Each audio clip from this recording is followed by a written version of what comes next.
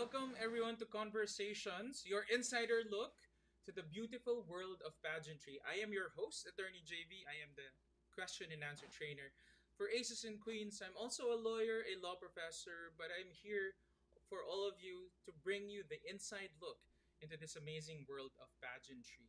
Tonight, tonight, let's find out who Patricia Babista is of the Quezon Province. Who's she gonna wear in Binibining Pilipinas 2021? And why is she your next Binibining Pilipinas? You gotta stay until the end of the video in order for you to find out.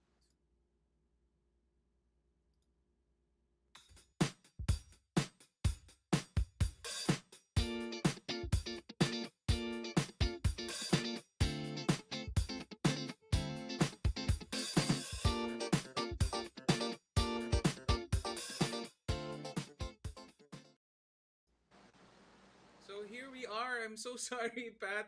We were having technical difficulties with my audio. I hope my audio is clear. So for everyone, please on the chat, sabihin niyo lang kung hindi malino yung audio. But hello, Pat. How are you? Hi, attorney. Okay naman. Ganda ng makeup mo today. Did you do your makeup lang today? Yes, ako lang. Hair and makeup.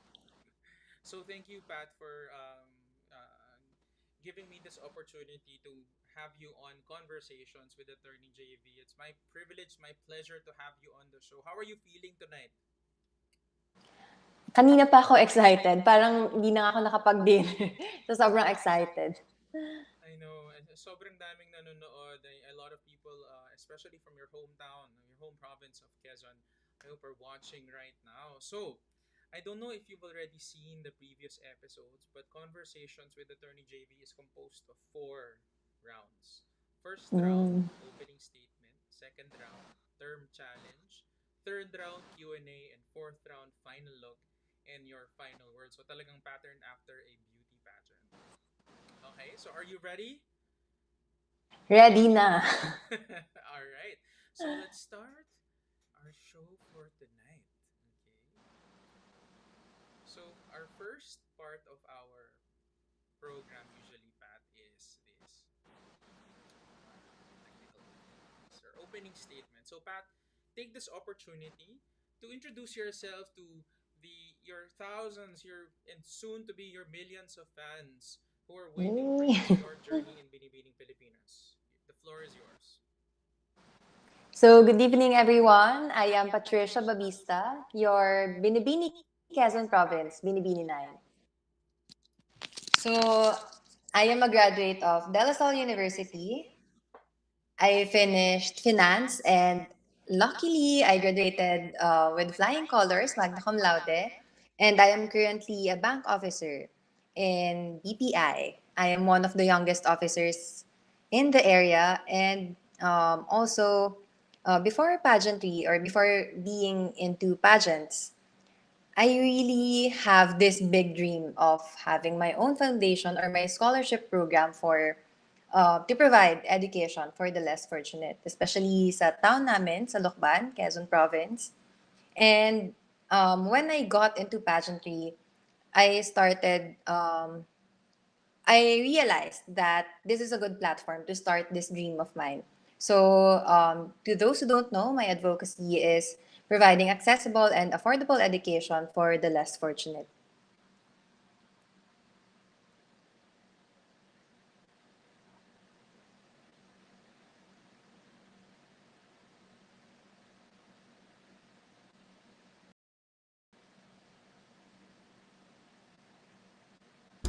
Pat, can Hello. you hear me? Yes. All right. Sorry, I'm still having problems with my audio. Apparently, people can't hear me. Actually, I can't hear you right now. Okay, but I heard what you said about your advocacy. Tell me this audience, what's the background? Bakit education is something that's really close to your heart? Growing up, I realized how um, it is an enabler for us to reach our dreams. So it's really something close to my heart. And nung nalipat din ako sa I keep seeing kids na instead of going to school, uh, nandun sila nanghihingi sila ng pera sa mga tao. So, instead of going to school, parang iba yung activities nila. And it really saddens me to see that situation. So, I really want to push for this uh, lifelong dream of mine to have my own scholarship program. Sana, kung kayanin ng resources. I like that. Can you hear me now? Mas Yes. malinaw na ba, guys? All right, perfect. Yes. I love that. I know mo naman ako, Pat. Education is also one of the things that's very close to my heart. Diba? I teach law and I mentor in Aces and Queens. So I absolutely share that. Thank you for sharing that. I think not a lot of people know that that's your advocacy. All right. All right. So meron akong series of Nako. pictures na ipapakita sa'yo, and I hope you can give us your thoughts, your feelings. In this one, my God, when I saw this picture last year, sabi ko parang hanggang ngayon, ganito pa rin si Pat Babista. True. Go. So, guys, to those who don't know, I'm very quirky in person. Parang behind those fears or yung mga smiling photos ko sa Instagram, I have hundreds of facial talaga. And attorney can tell you that. Na, as in, super quirky na minsan parang, uy, hindi na queenly, ganyan. Pero I think that this photo is a perfect representation of who I am now. And ayun, I'm really quirky, wacky. As in, yung mga baby photos ko din na iba, hindi din siya yung typical na cute baby photos. Very wacky din. Ayan. Am I better volume-wise, guys? Yes. Perfect. Sorry for that. But yeah, nakita ko nga to. Feeling ko when people see your pictures, they feel like sobrang seryoso mo. Di ba, paminsan may masungit pa na tendency sa pictures. But in reality, guys, Pat Babista is one of the sweetest, quirkiest ladies you will ever meet. I love that. All right, next picture, Pat. So, Pat, this picture, you've been competing in Binibining Pilipinas for more than a year. Perhaps the longest pageant journey ever. So, tell us about this picture and what it signifies for you. Siguro 1 year na nga kami sa competition or more than. Pero when I saw that photo, sobrang kinilig pa din talaga ako na, uy, Pat, binibini ka na nga talaga. And kahit yung recent photo namin, sobrang kilig ko pa din to see that. And I think that is what motivates me to keep on going pa rin sa competition, to keep on fighting.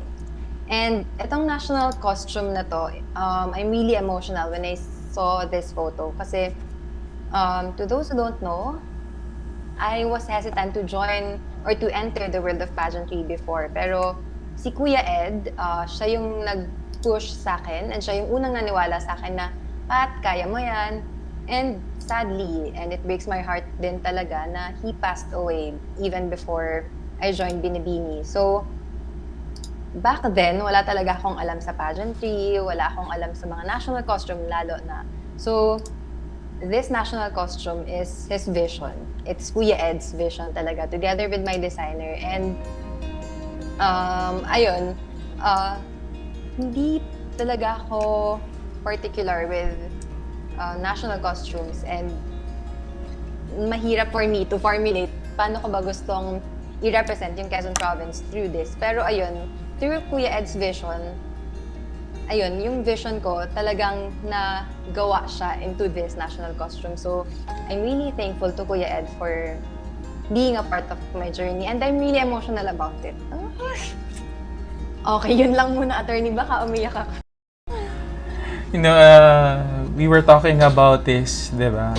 And if people do not know, Tito Ed is no longer with us, diba? And Tito Ed really believed in you and really pushed you to join any national pageant. So, sobrang memorable this national costume. I didn't know. When I saw it, I was like, it's a perfect representation of you in Quezon. Iba yung keeping, talagang lukban, talagang very significant to you. When I heard that story, it became more extra special. Sige, hindi kita paiyakin. Baka umiyak ako na. Ng bonggang-bongga. Alright, sige, I won't push that any further. And we have our third picture for you to react to. Nako, nanonood yata sila. Naku, another emotional photo. Pero, ayun, parang, di ba nga, attorney, dapat nandyan ka sa photo, pero sadly, hindi. So, ayun, kayo talaga yung naging family ko na din. Especially ngayong lockdown na wala akong kasama, I live alone. And it's really difficult for me adjusting to the situation now. So, having you, attorney, having them by my side ngayong pandemic, it really meant to me. Hindi lang siya yung friendship na nagsa-start and end with pageantry.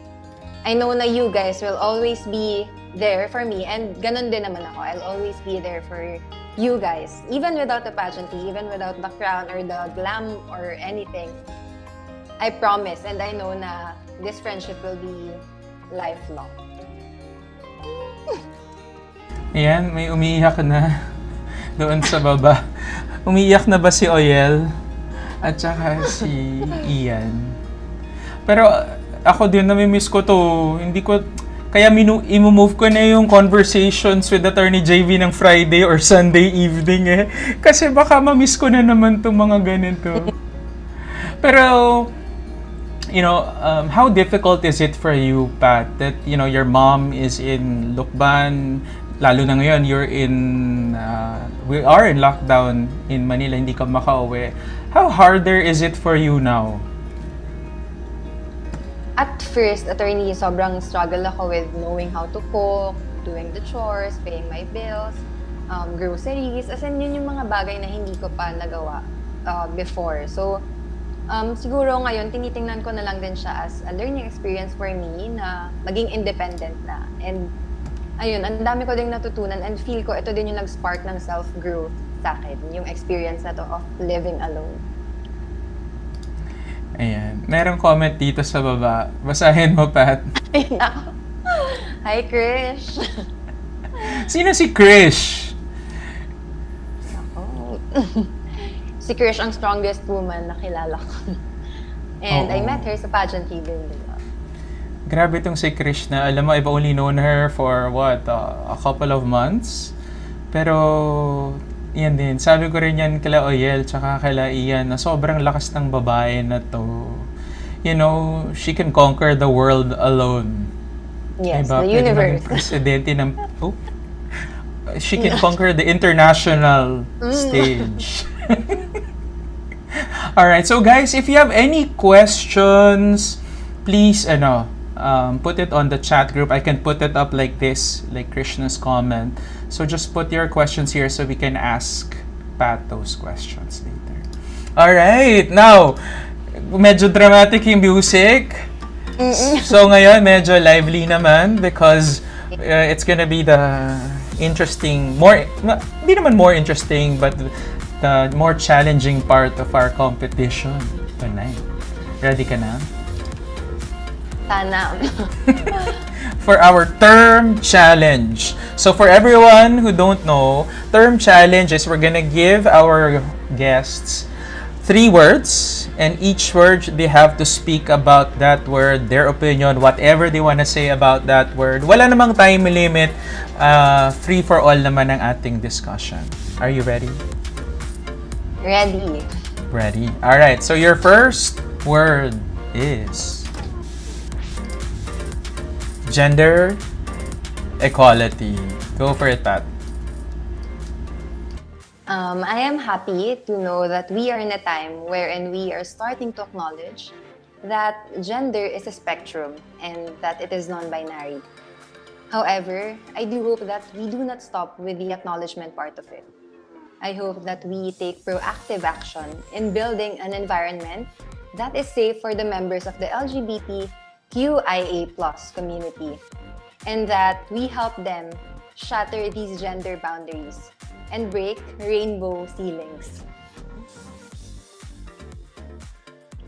Oh my God. I hope Callie is watching right now. Callie would be so proud. For everyone who don't know, Callie has been helping us as one of Yes. our Q&A trainers in Aces and Queens also, and is a gender equality advocate. And I Yes. love Thank you, that Kali, answer. for Ang ganda ng sagot, Pat. Di ba? thank you. May impact statement sa dulo, may call to action. It was like as an advocate speaking on behalf of the LGBTQIA community as an ally. Thank you so much for that. Yay. Perfect. Okay. Next word. Ayan, may comment tayo from Alkin Cerboles. Good evening, Attorney JV and Atty Pat, admin of BBP Patricia Babista Yes. Supporters. Say hi to them. Alvin. And hi to my supporters. Nako, finally. Thank you. All right. Oh, Pat, mamaya natin gawin to. Pero wag niyong pakalimutan. Rice, i-ano mo mamaya ha. Paalala mo sa amin, baka makalimutan ko later. Paalala mo later. Alright. So our next word is Asian hate.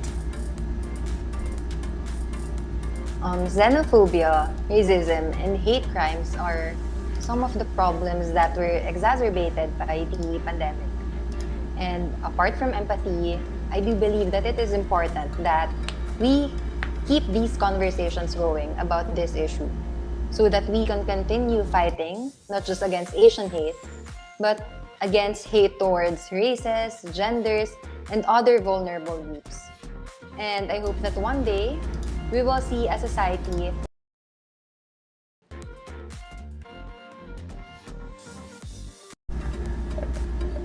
Ready na naman. Wait lang. Nagka-problem na naman ang aking monitor. Ayan, better. Kung galing. Alam mo, tinanong ko talaga sa'yo to kasi sobrang timely niya, di ba? There's so much disinformation ongoing, especially in the States. And our Asian brothers and sisters are really suffering, di ba? Both physical and also emotional discrimination and hatred and even physical violence. So, I'm glad that you answered it that way, Pat. And I hope a lot of people will feel the same way and act appropriately. All right. Love it. Okay. Next word. Woke culture. Go for it. Woke culture has encouraged us to use our social media platform not just for our personal gain but also to spread awareness regarding what is happening around us and to educate people. This could be either a good thing or a bad thing. So I hope that we keep in mind that this hyper-awareness should be maintained on a positive level. And hopefully, one day we can translate this online discussion, this online dialogue to an action that is beyond our computers and our phones. Diba? Nag-a-attend ng Q&A training si Pat. No, but seriously, I loved all of the elements of that answer. Diba? There's an appreciation of this woke culture being a good thing, especially if used well. If we're going to encourage our young to be participative in social issues, if they are to be aware of these social issues and act on those issues, I think the woke culture is a really good thing. But at the same time, anything that is abused, anything that is extra, then hindi rin nakakaganda, diba? So I like the balance of the answer and even the impact statement in the end, that call to action is really appropriate for these types of questions. Good! Alright, so before we proceed to our third round, oh my God, mag-pull up tayo ng ibang mga questions dito. Ay, may comments si Miss Kelly Navea Huff. Research has shown that suicide rates among members of the LGBT community are higher than cisgendered youth. If you were to win a BBP crown, how would you address this issue? Aba, may, ano to, parang prelude to our third round. You wanna answer? Sure, Atty. Actually, this is a very personal experience for me because I handled something like this, and it really breaks my heart that we make the members of the LGBTQIA community feel that they are not welcome. So I hope that we can change this, and let us work together in making them feel that they are accepted, that we acknowledge their presence, we acknowledge that yes, gender is a spectrum, and also let us be more accepting, let us be more loving towards them. I love that. Callie, does that pass your standards? Comment below. Ayun, meron na. Nabasa mo, I'm crying na. I'm crying. And we also have another comment from Hannah Arnold. Hi, Hannah! Nagi. Okay, alright. Ayan, may comment din si For the Philippines. Diyos ko, Lord. Meron din isa pa. Ay, coronation. Oh, this one. Not coming from a family Hi, member. Penny. Classmate ko siya nung high school. Oh, Hi, hello Penny. everyone! Oo. Alright. And then we have another last comment here from Aris Holgado. Yay, Perfect thank answer you. for gender equality. I Hi, agree. Aris. Say hi to Aris pala. Go. Hi, Aris. See you soon. Pag ano talaga, pag interview, tsaka pag ganito, hindi masyado lumalabas yung quirkiness mo, no? Pero in person, guys, pag nakita nyo talaga at nakasama nyo si Pat, sobrang mas quirky. Baka kasi ma-screenshot nila yung double chin. Sorry. Yung favorite reaction po kasi ni Pat is this. Okay. Thanks for that. Thanks for all the questions. We will be reading more questions later. Okay. And our next round. Ready? Ready. Okay. Our Q&A round. Okay. So we have 3 questions for Pat in the Q&A round. All right. So these are varying degrees of question. May political question, merong personality questions. So iba-iba, halo-halo. And your first question is this. So for you, Miss Quezon Province, what for you is the definition of success?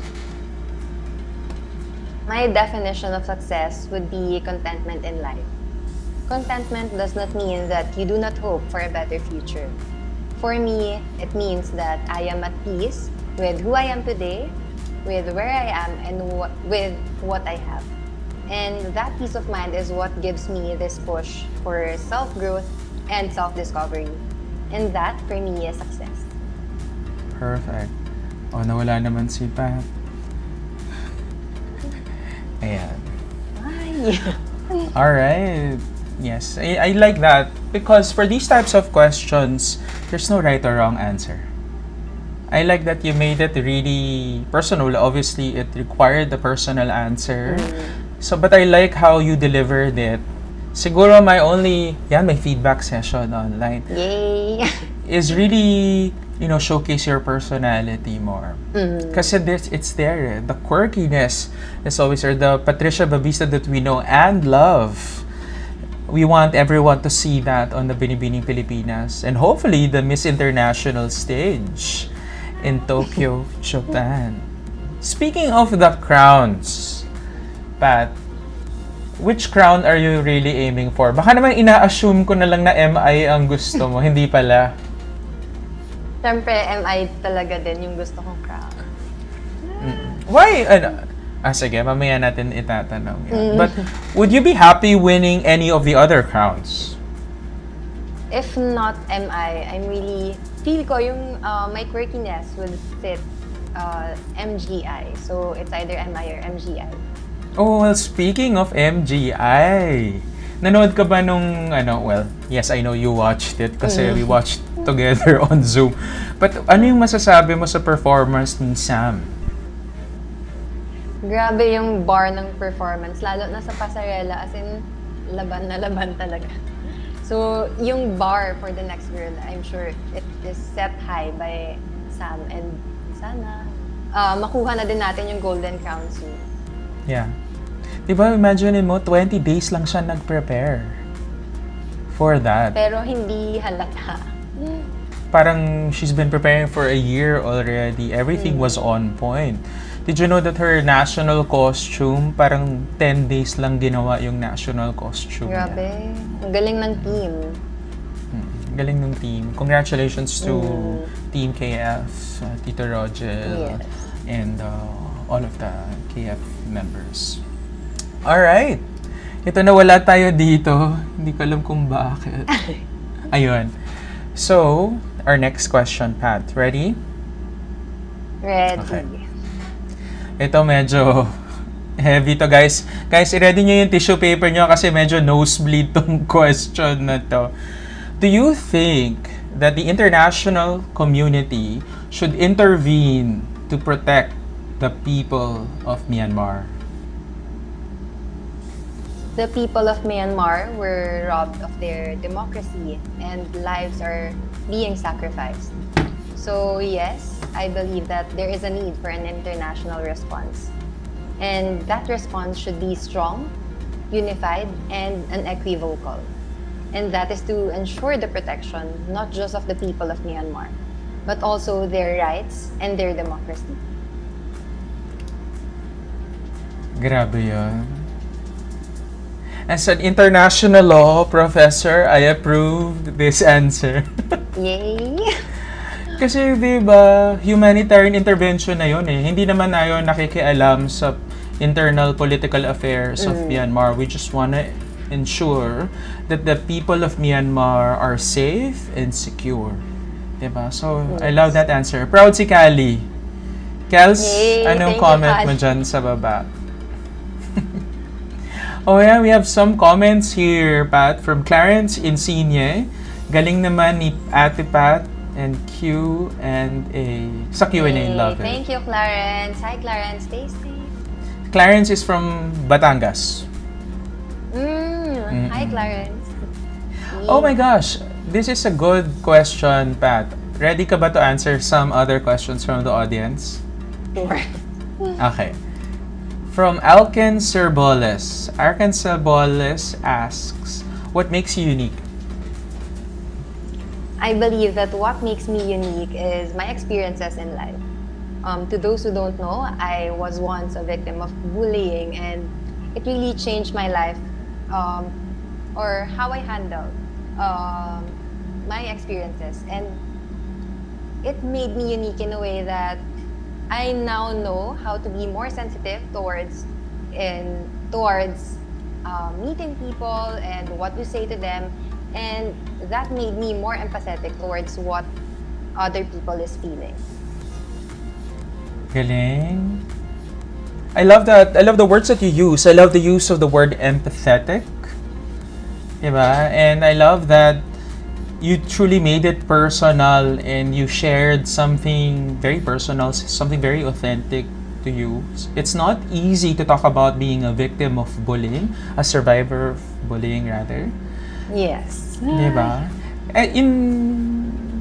Can you tell us a little bit of that experience, Pat? Paano ka na-bully? How were you bullied?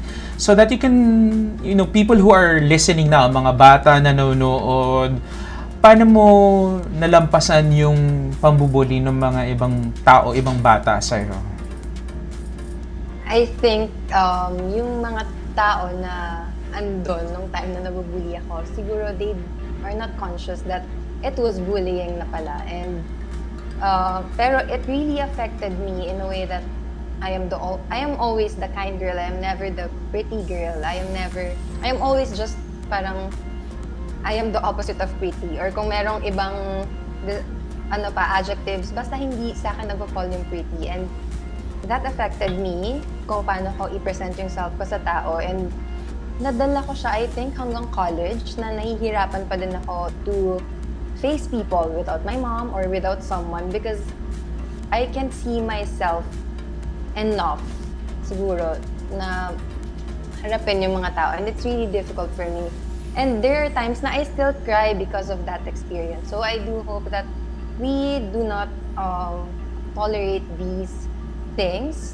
I hope then, especially sa high school siguro, or to our friends, wag natin i-tolerate yung parang little jokes na hindi natin alam, very sensitive na pala dun sa tao. I like that. And consistent pa rin with your answer, which is empathy. Try to put yourself in the shoes of the person who's being bullied. Diba? Ikaw ba kung nasa posisyon ka na yun, gusto mo bang binubuli ka? Gusto mo bang tinatawag kang pangit or hindi maganda or bobo or whatever the pejorative or nakaka-offend na statement? Diba? But I can't imagine you still being bullied or carrying that in college. You did so well in college, diba? Where did you graduate at? BLSU, Manila. And your major was? Finance. Finance. Oh. And then you graduated honors also, diba? Magna. Oh. Oh, diba magna cum laude from DLSU pa. So, you know, you have a lot to offer, Pat. I'm so excited for people to get to know you more and hopefully through conversations and your other interviews, they really, you know and get to know you a little bit more. Okay. Next. Ito, last question na natin sa Q&A, but our conversation, syempre, hindi pa tapos to. Pero alam mo, ang ganda lahat ng mga sagot mo so far, kasi parang within the 45-second time limit sa Binibining Pilipinas. Tinaming yun Syempre, talaga. thanks to you, attorney. Tsaka kay Kali. Kay Kali, of course. Ay, sige. Mamaya natin tanungin. Ay, hindi. Ngayon natin tanungin yung iba, Pat. Kasi maraming pang mga tanong na gustong magtanong yung audience. Alright. Well, first of all, may mga comments I hear from Adrian Crisologo. Hi, Adrian. Thank you, thank you.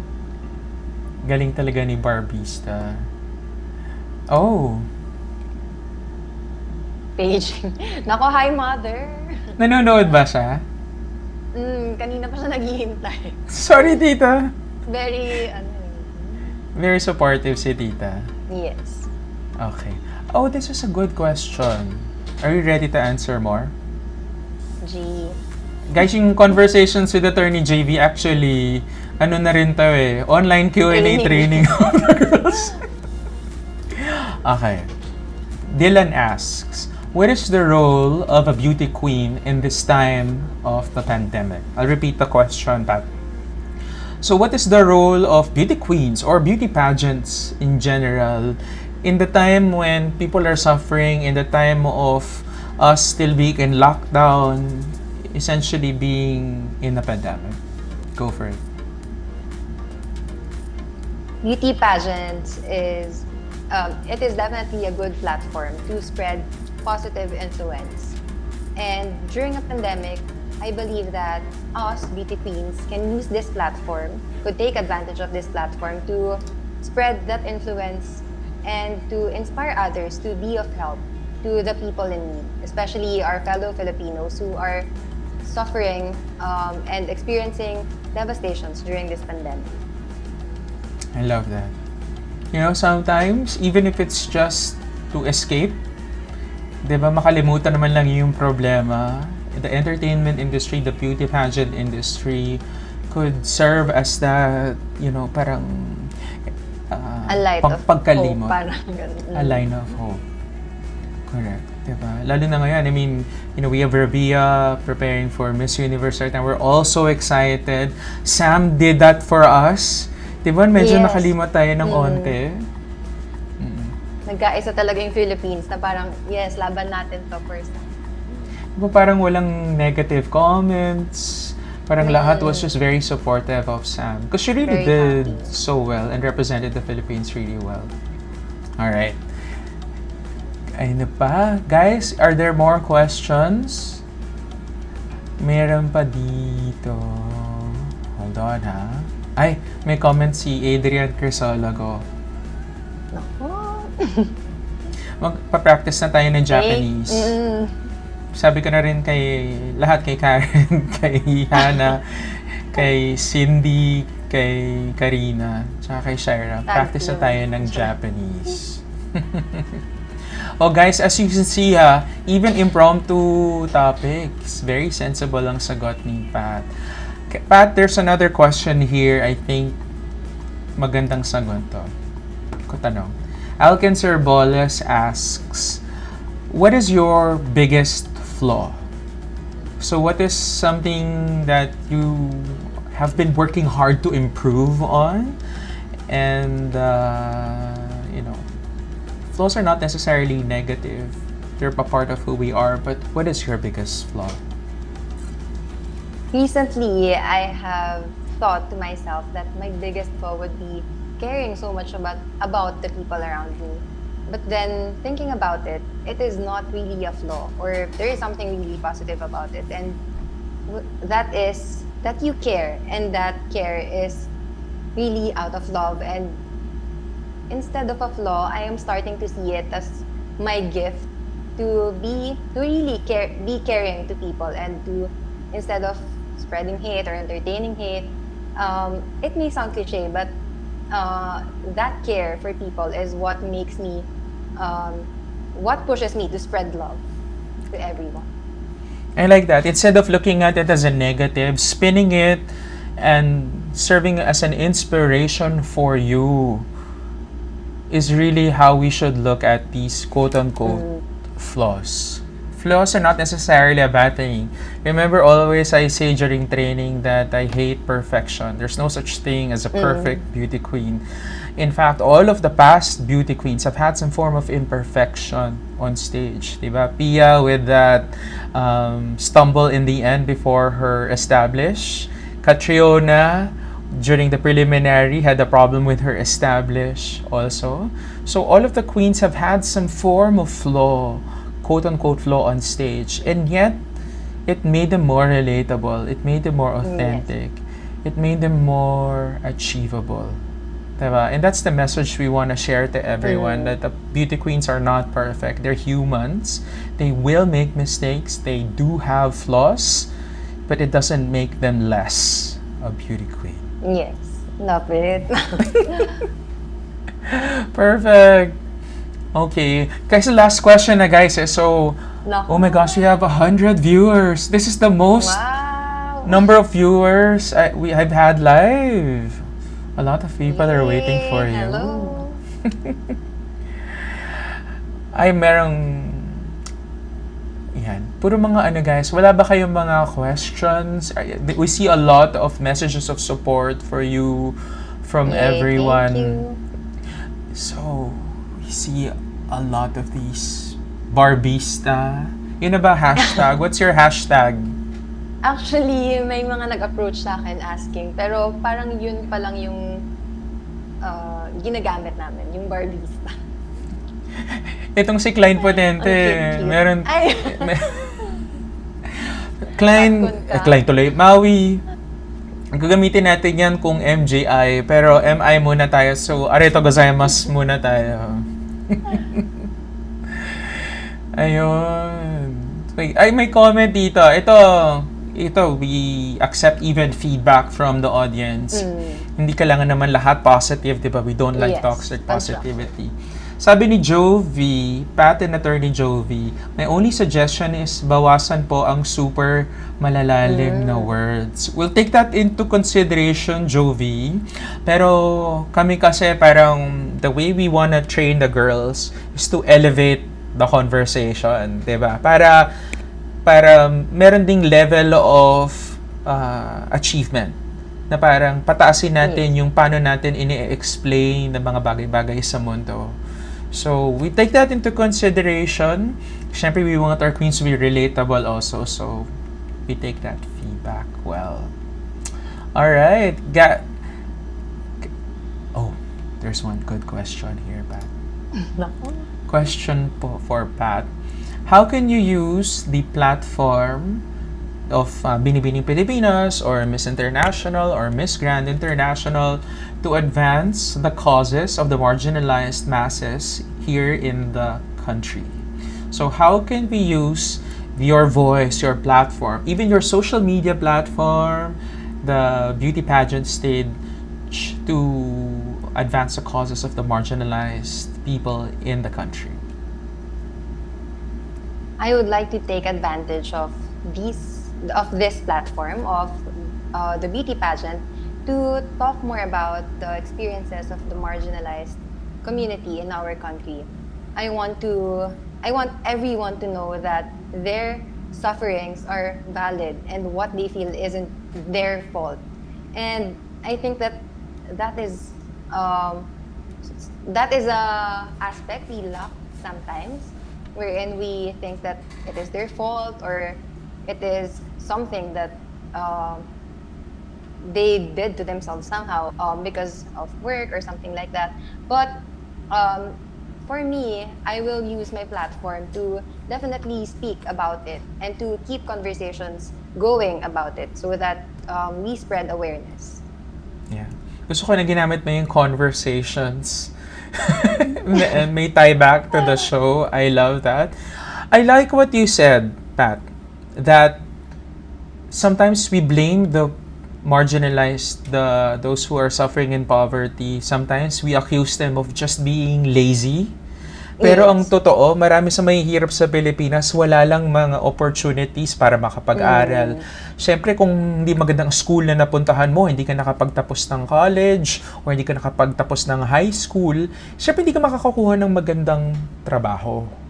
So, ang Yeah. ganda ng message na yon, Pat, that the blame is a societal problem. It's a collective problem of everyone in society. It's not the problem of the poor alone, but the problem of the rich, of the middle class, of the government, to ensure that privileges, rights, and the opportunity to be educated to get those jobs are extended to the poor. Yes. Love that. Okay, we'll take one more question before we go to our final question, yung hinihintay ng lahat. Okay. Hans Saribay asks, what advice will you give to a first-time voter in the 2022 elections? We've heard this question before in the Miss Universe Philippines stage. This is one of the questions kay Billy Hackinson, di ba? The exact wording. So, Pat, what advice will you give to a first-time voter for the 2022 elections? For a first-time voter, I would suggest that you really know who you are voting for.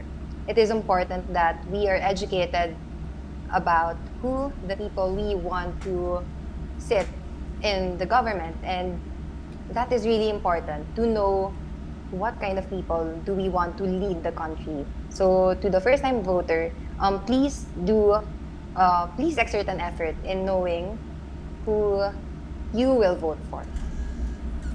Yeah, good. All right. Okay, we'll read some more comments here, Pat. Lahat kaming supporters mo nanonood sa'yo. Laban for the crown. Thank you. And, ano to? Hindi ko gets. Sample, Patricia Babista, Philippines. Nako. Maynard. Introduction. Ay, oo nga yung introduction. Mamaya gagawin natin, ha? And then, oh, Hanabis, thank you. the Hanabis. Thank you so much. I love the Hanabis also. Hi, the Hanabis. Thank you. May question si Maynard. Ano yung question niya? Sorry, Maynard. Wala po kasi kaming tech team. Ay, ito pala. Okay lang ba one last? Pagbigyan natin si Maynard. Sorry, Pat. Yes, thank you then Maynard for supporting. Maynard asks, do you agree or believe that children should give back to their parents for raising them? Do you think that children should give back, out of a sense of gratefulness, to give back to their parents after raising them? I do not agree with the word should. For me, it should not be an obligation of a children to give back. But I think that it is more valuable if it really comes from the heart to give back and to appreciate the efforts of the parents in raising their children. I like that answer because I think we shouldn't be putting an obligation on children because the decision to bring them to this world was a decision of their parents. Yes. Right? And the parents should not be expecting children to be providing for them when they grow up. But it doesn't mean that children should not exercise gratefulness to their parents for doing that. Because at the same time, even if it is not their choice to live, they would not have had the choice to live in the first place if it weren't for their parents. So, Yeah. gratefulness, but not an obligation. I like that. Perfect. Alright. Sige. Alam mo, sabi ko palagi, Pat, sabi ko, gusto ko mga 30 minutes lang yung show, kapaiksi ng paiksi. Pero pag ganun karami yung mga nanonood, di ba, parang you wanna be able to, really, get the participation of the Okay. Ay, merong comment dito. Si Rene Villarta, admin of Jazz Beauties. I didn't expect her to answer this good. She can easily fit to any of the 4 pageants available. Pwedeng ilaban maski anong crown. Actually, Thank Rene, you so that's... much, Sir Rene. Actually, that's one of the reasons why I do conversations.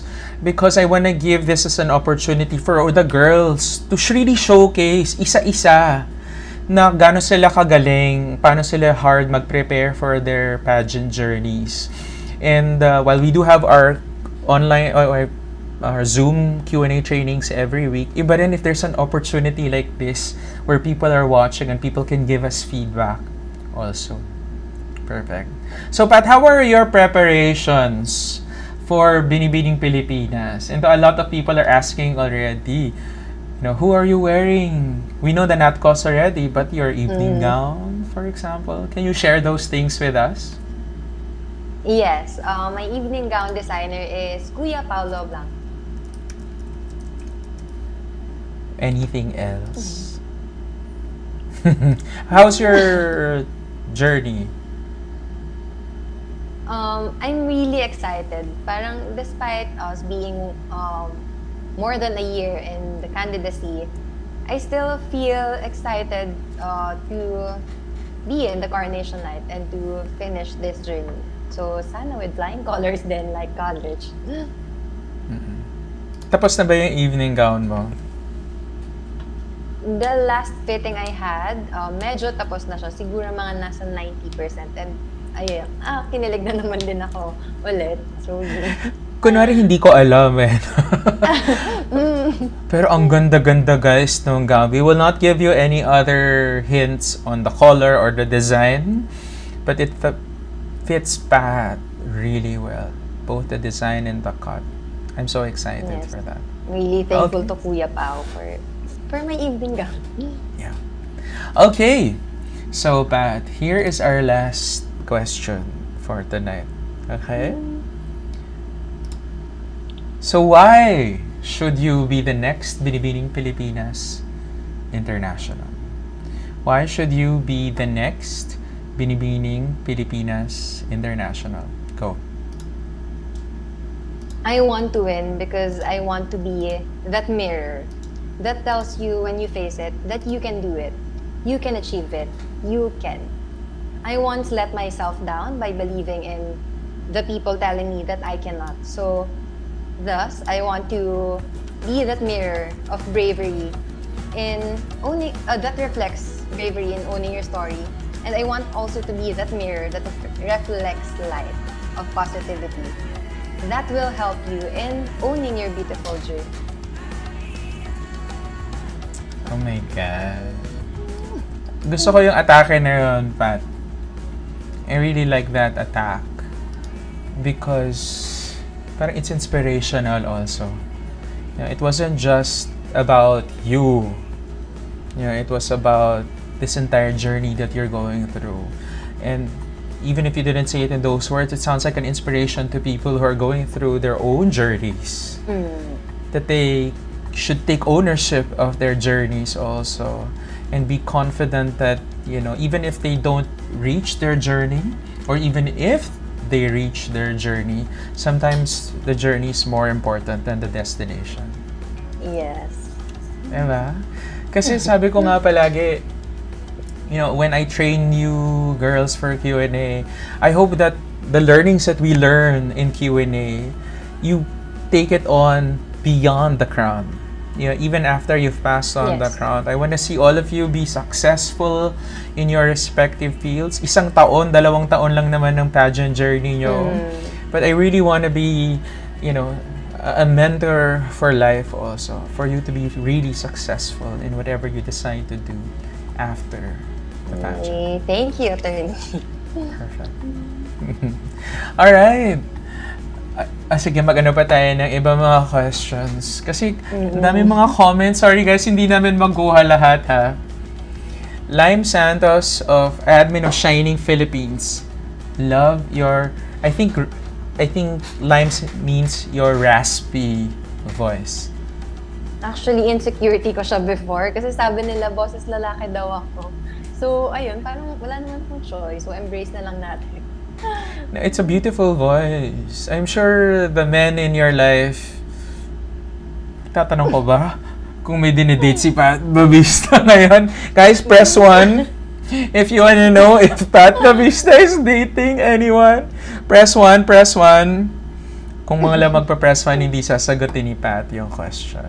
Oh my gosh! Maganda yung question ni Dylan. Extra rice or jowa? Since diet ako ngayon, pwede jowa, char.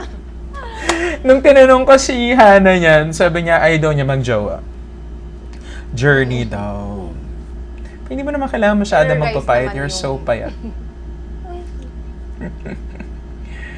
Ay. Former Binibining Pilipinas International Queens from Quezon Province. Number 1. Alice Ang Dixon. bigat ng pressure. Grabe yung pressure na yon, Alice Dixon. Number 2. May pa-history pa si Oyal. Joanne Babiera Alidio Mendoza from Lokban.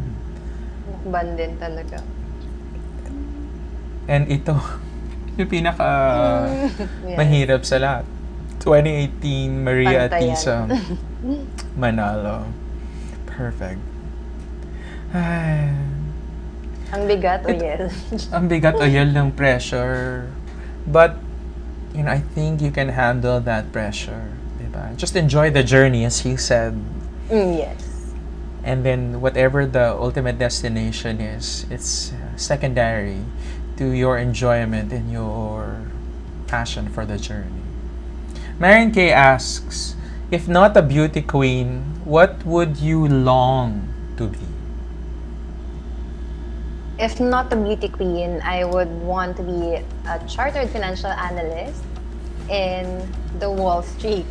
So, sobrang laki ng dream na yun. And I think that will help me finance then my future or my dream na magtayo ng foundation for scholarship programs. So, connected siya lahat. Pero grabe siya, no? Ibang level yon, Wall Street dreams. Pero hindi ko pa din naman siya gine-give up until now. Baka after. Diba? I mean, you're still very young. How old are you now, Pat? Turning 24 this July. Bata pa, you still have a lot. Mag-plans ka ba to take further studies? Yes, CFA. CFA. Ang hirap ng CFA, ha? 3 levels. 3 levels. But you can do it now online, diba? Even the review, you can do the CFA review online. Okay. Ay, naku, masyadong hirap ng mga questions. Wag na muna yon, guys, ha? Pero ito, Alyssa Lorraine Patulot. What is your definition of love? For me, love is a choice. It is something that you choose every day. It is not just based on feelings or how you feel towards the person. It is definitely choosing to forgive them, to embrace their flaws, to accept them for who they are, and to choose to love them every day, every single day. Love is not an emotion, but a choice. A choice to be committed, to be faithful, to be loyal, to accept every single thing about them, even their flaws. I love that. Kaya ba ang tagal mo dun sa ex mo? Oh my gosh. Uy, may mga +1 dito. Oh, may +1 from Brian, from Dominic Moreno, from Oyel, from RC, from Krishna. So, are you dating anyone? Huwag mo na Hindi ko kasi sagutin. sure kung dating or basta yun. Huwag mo na sagutin. Thank you for that. Ito, may mga comment din si Aris. Just a simple advice to our Bat Babista. Treat those queens as an inspiration and keep on challenging yourself to chase your dreams and goals. You'll deserve the things that you deserve. Yay. Thank you, Aris. Oo. Always remember to stay classy. Never lose fervor in what you do. That is noble and that is right. Perfect. Thank you, Yes. Soft Noise. Ang daming mga comments. So, I'm so sorry guys, we can't go through all of these. Ay! Meron tayong hindi na fulfill kanina. Okay. Gagawin ko, Pat, I'll put you sa screen mag-isa. Okay? And then, Pat, how would you introduce yourself in the press presentation of Binibining Pilipinas 2021? Okay? So, look in the camera and introduce yourself. Patricia Babista, Quezon Province. Yes! Actually, mali pala ako kasi our final look and your final word. Okay, so Pat, I'll give you an opportunity to pose for the camera. Okay? And then, final word. Whatever you want to say, expressing gratitude for everyone that's been helping you along this journey. Message to your fans who've been watching us consistently. We're at 90, 100 viewers the entire time. Thank you to everyone. And whatever you want to say. Okay? So take as much time as you want. Okay? So, here we go. So pose. Ang galing. And then your final word. To everyone who has been with me throughout this journey, I am really thankful. I am beyond grateful to each of you. To you, Attorney, to Kali, to Ian, to everyone in ACES, and especially then kay Kuya Ed, and to my family, my friends. This journey wouldn't be the same without you. I wouldn't reach where I am now without all of you. So, I am really thankful, as in sobrang thankful sa inyong lahat. And sa mga taga Quezon din, na even before Binibini, as in sinusuportahan nyo na ako, sobrang nakakataba ng puso. And I'm really thankful na sinusuportahan nyo ako. And until now, na kahit 1 year na, andyan pa din kayo. I really appreciate you. And to my designers, thankful din ako sa inyo, Sir DJ, tsaka Kuya Pao, for making me look fabulous. Sa national costume, tsaka sa evening gown. Ayun, to everyone, I'm really, really thankful that you made me to the person I am today. And syempre sa Nuggets, Hannah and Karina, love you both guys. And I wouldn't survive 2020 siguro without talking to you every single day. So ayun, thank you so much everyone. And sa lahat ng nanood, yay, let us support Attorney Den in his channel and click nyo yung subscribe button. So ayun, thank you so much everyone. Gusto ko na may pa-free advertisement at the end. But thank you to everyone who's been watching, especially Team Baguettes of ACES are here. Dom, Maui, Ian Mendahar Oyel. Please follow For the Philippines also here on YouTube as well as on Instagram. He is also on Twitter. Follow Aces _and _Queens. Follow Patricia Babista and all of the Aces and Queens girls who are competing for Binibining Pilipinas. Thank you so much, Pat. And this is a wonderful conversation. Para lang tayo nag-training ng one-on-one. So I loved it. I appreciated it. Thank you for your time. And Thank you, Attorney. thank you for showcasing to us who you are. I think a lot of people learned more about you today, about your advocacy, for example. For everyone na kwento ko, Pat, I hope you don't mind. When I was asking Pat if she wanted to talk about her advocacy, she was a bit apprehensive kasi she didn't want to use the advocacy parang as a way to win the crown. But I said to Pat, Pat, if this is something really close to your heart, if education, quality, affordable education for the underprivileged children, especially of Quezon Province, say it, claim it, and then we will hold you accountable to it eventually in the future.